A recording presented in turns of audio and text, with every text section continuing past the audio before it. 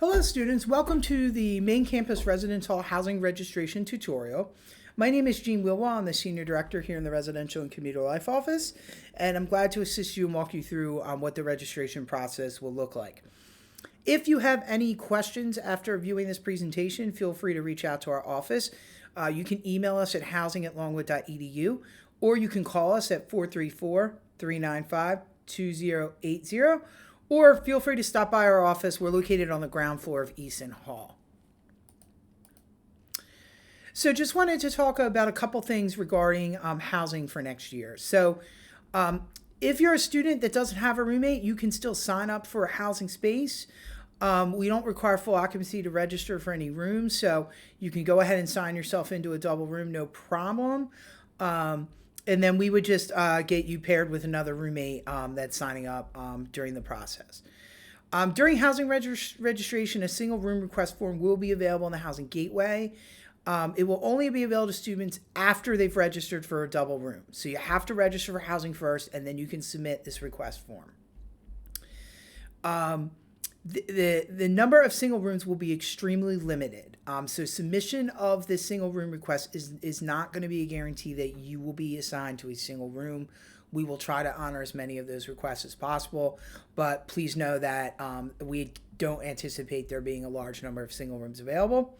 If you are able to be placed in a single room, there is a cost increase for a single room compared to a double room rate. So it's very important to look at that rate before submitting that request. So when do you register for housing if you want to live in the residence halls? We're going to do that registration process March 24th to the 26th. I will go over that detailed timeline in a moment here. If you're planning to register with a specific roommate or suite mates, you'll want to create a roommate group for your room or suite if you're having suite mates. And you'll go ahead and do that through the Student Housing Gateway prior to your registration date. And so I will show you in a moment what that roommate group form looks like and how you go about creating roommate groups. As I mentioned before, full occupancy is not required to register for a residence hall room or suite. So let's say you've got 3 people in your roommate group because you guys want to sign into a suite together, but you don't have a 4th roommate for a 2-bedroom suite. That's totally fine. The 3 of you can book into the suite through the registration process, and the other open space would just be assigned to another student that is signing up for housing. Housing registration is conducted each day from 10 to 4 in the Student Housing Gateway. Each group is going to select one person who we call the designated roommate who will register the entire group for the assignment. So when you get to your registration day, we just need one of you to log in and sign up the whole group. So next what I want to do is go through the schedule so you know when to register for housing. So on Monday, March 24th, the students that will register are any students who have 40 to 55 completed credits at the end of the spring semester.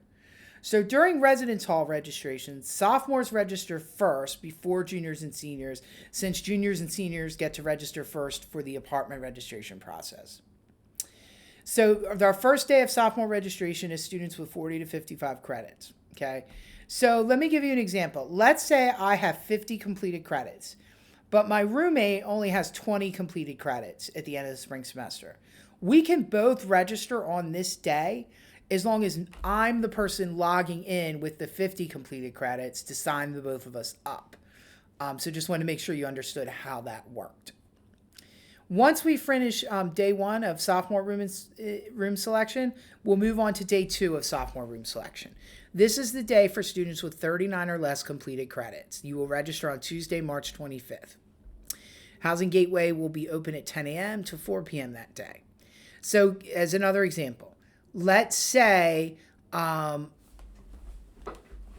a student. I have less than 39 credits. I've got my roommate who's got, let's say I have 30 credits. My roommate's got 24 credits. We're both registering on this day. We're both eligible because we both have less than 39 credits. So you could just pick between the two of you which one you want to have do the registration for the group since you're both eligible. Another example would be, let's say I have 30 completed credits, so I'm eligible to register this day. Let's say my friend has 60 completed credits, so they're not eligible to register yet, but since I have 30 completed credits, I can sign us both up on this day because I'm eligible to register. So as long as I'm the person logging in the Housing Gateway, I can pull in my roommate who has larger amount of credits. I can pull them in on this day to register. Then on Wednesday, March 26th from 10 to 4, this is going to be our junior and senior registration day. So anybody with 56 or more credits, this is going to be your day to register for a residence hall space. So this would be the last day of the residence hall registration process. Some helpful tips and reminders. Double room accommodations are what is going to be available during the main campus residence hall registration process. So you're going to want to ensure and understand that you're going to be signing up for a double room. There are some new meal plan options for this coming year that weren't available to students living in the residence halls in previous years.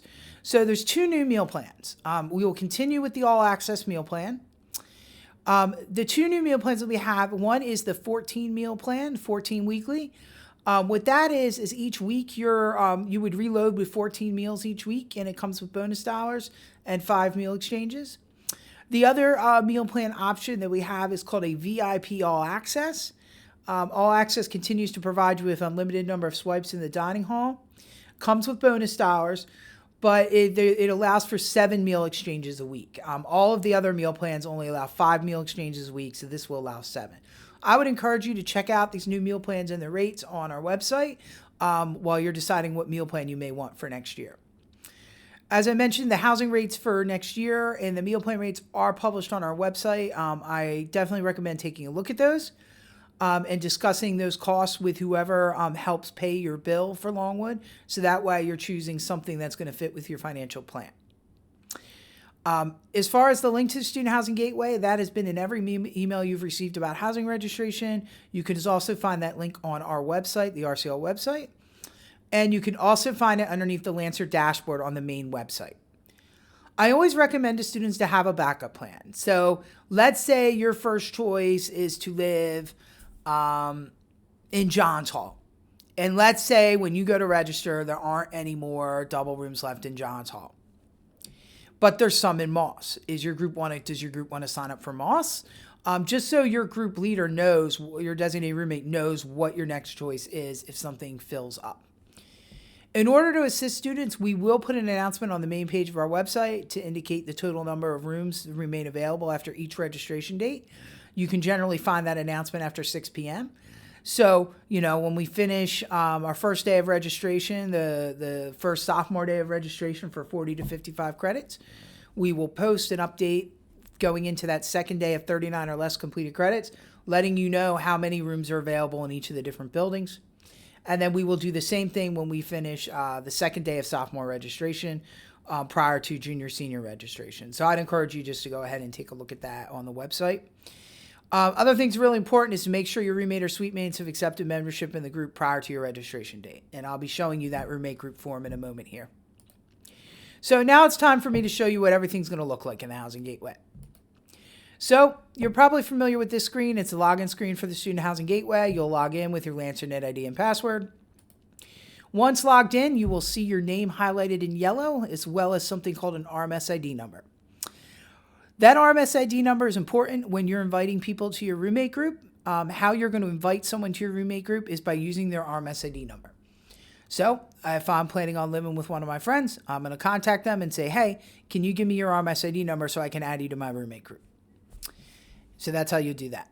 When we get to residence hall registration, once it begins, you'll see a button underneath continuing registration that says residence hall registration. You'll also see that we've got a roommate group form there. That roommate group form button is available now. So you can start forming your roommate groups now if you'd like to do that. So the roommate group form, what does it look like? How do you use it? So you'll see here that there's a green create group button at the bottom of the screen. You'll go ahead and click on that button, and that will take you here on the form. So in this example, you'll see that I've already invited 2 people to my group, and now I'm adding a 4th person to my group. So I am going to invite this individual by typing in their RMS ID number, clicking the search button, and then their name will show up. And then I'll click on that green select button to add them to my group. Something that's really important is once you've added everyone to your group that you want to add, you need to click the finish button at the bottom of the screen in order to save this in the system. If you don't click finish, nothing will be entered into the system. So that's really important. We have that in big, bold, red lettering on the form, just so that you're aware of that. In this example here, you'll see that I am listed, Jean is listed as the leader of the group. The leader of the group is just the person who created the group. They don't have any special powers, but the system will just delineate them as the leader.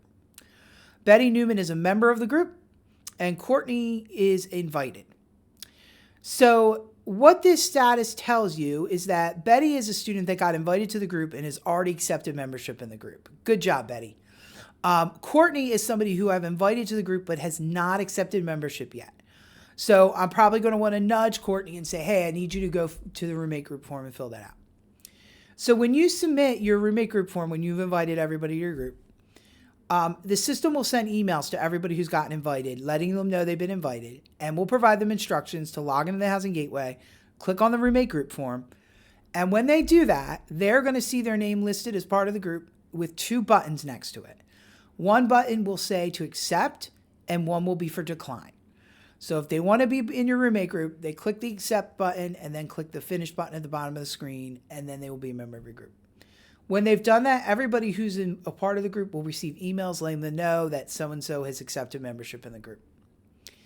If at any point in time you want to double check to make sure everyone's accepted membership in the group, you can easily do that by just opening up the roommate group form in the Housing Gateway and looking at the status of each person. Ultimately, before your registration day, you want people's status to either be leader or member. If you see anyone that is still in the invited status, you're going to want to contact them and have them accept membership in the group. So that way everybody is in the group before you get to your registration day. But once you submit that form, you're going to get a confirmation message letting you know that it's been submitted. Next, I want to talk about what the residence hall registration form is going to look like when you go to register for housing. So here on the form, you'll see that if you have any roommate group members, those individuals will be listed underneath roommate group members. If you don't have any roommate group members, because you're just signing up as a solo student, that's totally fine. You're just going to click on the next step to go to the next screen. So you'll see in this example, my roommate group member is Chesley. And so I knew that Chesley had accepted membership in my group. I was expecting Chesley's name to be there. It's just me and Chesley. I haven't added anybody else to my group, so I'm good. I can move on to the next part of the process. If I believe that I should have had more people in my roommate group and I don't see them listed, that's when you're going to want to stop, not continue with registration, contact your friends and have them accept membership in the group.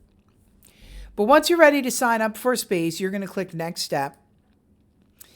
And you're going to come to this screen where you're going to have the option to search for rooms and buildings that you're interested in. So let's say I want to live in Johns Hall next year. I'm just going to click on Johns Hall, and on the right-hand side of the screen, all the spaces available in Johns Hall are going to show up.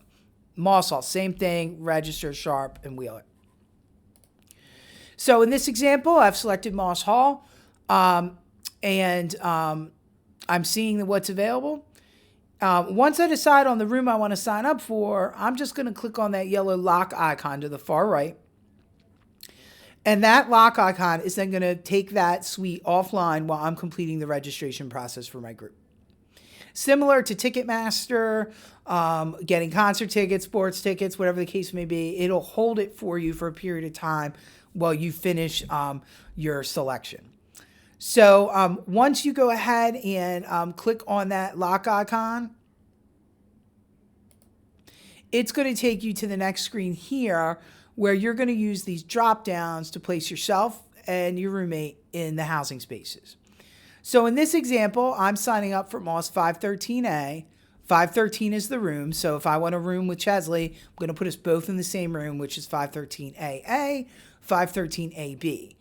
513B is the other room in the suite.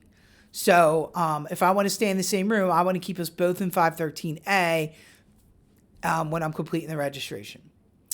If you get to this screen and you're like, oops, I didn't mean to sign up for suite 513. I wanted to sign up for a different suite. You don't have to start all over again. You can just click the release lock button there and it'll take you back to the previous screen to select a different housing assignment. But once you've placed each of you in your room, you're going to click the finish button to complete the registration. And you will get a confirmation email letting you know that you completed the registration.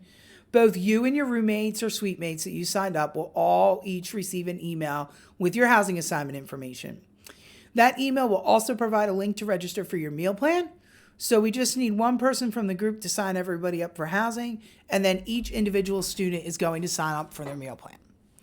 So this concludes the Main Campus Residence Hall tutorial. If you think of any other questions, don't hesitate to reach out to our office. We'll be glad to help you. Thank you and have a great day.